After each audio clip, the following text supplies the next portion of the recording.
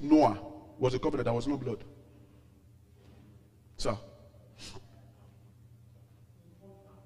Okay. Yes. Covenant still remain. God bless you, sir. I want you to see it. Oh, that is what you have with God. Oh, a covenant. God Almighty, heaven, came to make a covenant with you. I didn't know that you will fail, and they still make a covenant with you. Let me tell you the difference between a covenant and a contract. In a covenant, there is something binding you. That was the difference. That thing cannot break. That's why marriage here is not a covenant. It's a contract. That's why Jesus Christ was telling you that marriage is a covenant. In covenant, there is something binding you. Let me tell you a difference between covenant and a contract. When it comes to a covenant and contract, one is greater than the other in covenant. One is one that brings the rules, and the rules that bind the covenant come from one person, and the other person had to go with it. But when it comes to contract, we both come with the rules that bind us together. When you call to God, the higher brings the rules, and you have no choice. You are bound to it. So that's what God did for us. He wants to bring the rules. You are bound to it. That's why it's covenant. When it comes to Abraham, it was not Abraham that made the rules. God was who made what bound the covenant. If you like, break it, the covenants remain. That's why it was difficult for Saul to deliver the land of Israel with the covenant they have with the Gibeonites. You remember? Everybody have died now. Things have gone now. Can covenant remain? God could not do anything concerning it. And those people say, come, give us all the son of Saul and kill them too. God cannot do anything. Contract, we can walk away. Money, I will ask you, do something for me. The money is not available. Well, let's finish the covenant. I can't do this contract anymore. We can close it. But when it's the covenant, you can't close it. So that is what you have called into, Amma.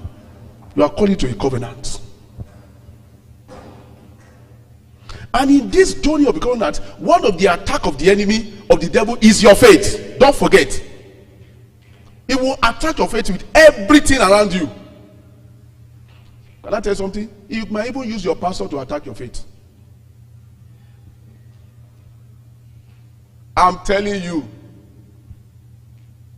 He can use man of God to attack your faith. I have made mistakes that was costly in my life. Thank God for mercy. It was a man of God that led me. He didn't know.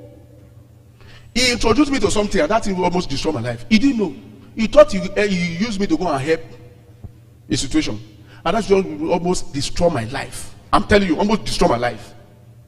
It was a man of God that led me there. I said, take care of this and do this and thing. And that was thing that was almost destroy my life, my marriage, my everything.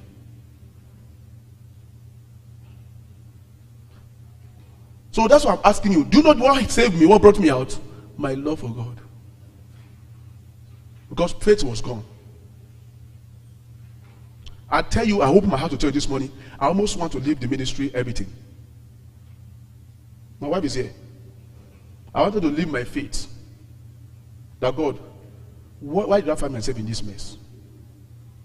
But I remember my love for him. That's why when Jesus Christ came to Peter, he didn't ask Peter for his faith again. He said, Peter, lovest thou me? Feed the brethren.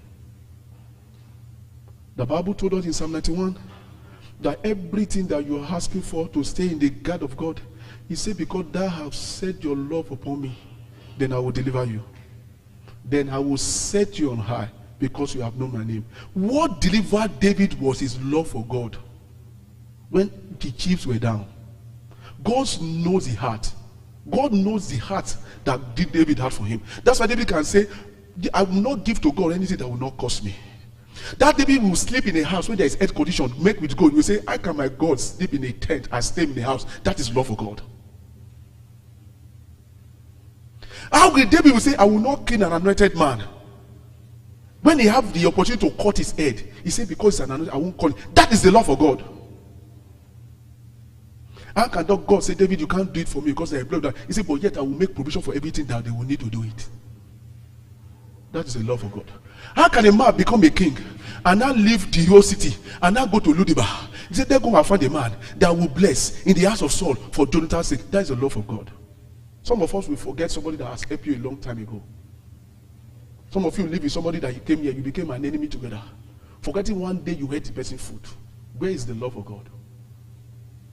Somebody has helped you before, because he make a mistake, you not look at the mistake. God, remember one single thing that person have done for you. One of the things I train my life to be is to make sure that anytime I have eaten something you had, no matter what you do for me, I will forgive you. My wife know that. And I have an in-law that have done everything to me in this land. When I came, we stayed in the house for some time before we move. One time he wasn't talking to me again. And I would look for him. He said, "You now come one day. Don't you know I'm correct with you?" I said, "I didn't know. I'm serious." Do you know one reason? Because I have stayed under his roof. Please, let go. Improve your love for God. And you say, I let go, I'm doing this thing just because of God, to re-alone me. Just for God. You hurt me so much. There are bruises in my body. I can feel it, I can see it. I can't even catch up with life again, but I am forgiving you because of God. Learn to get to that stage in your life, in anything that happened to you in stage of life. It shows how much you love God. You can still be going through that pain. That thing can be so terrible, but just remember that is God. Because if that God himself remember your weaknesses, your iniquity, your mistake,